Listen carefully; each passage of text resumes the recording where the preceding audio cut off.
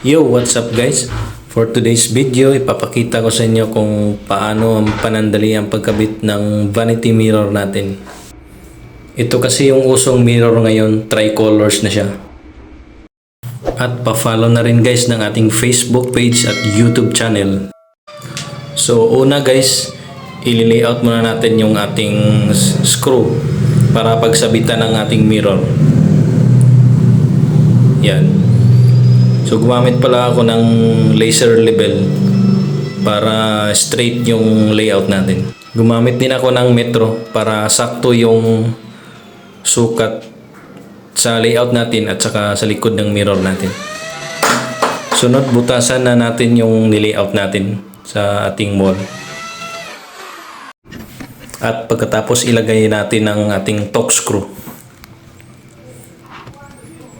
Tapos ilagay na natin ang ating screw. Dito natin isasabit yung salamin natin.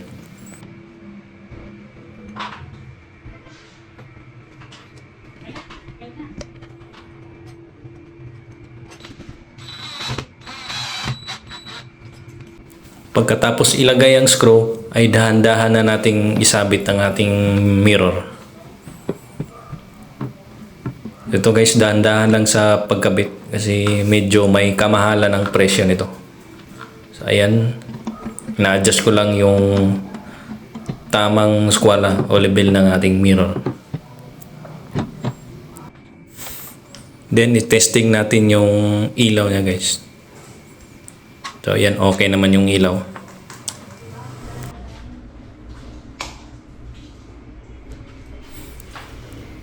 So ayun guys, ito na yung final output ng ating vanity mirror. So ayan, tricolor siya.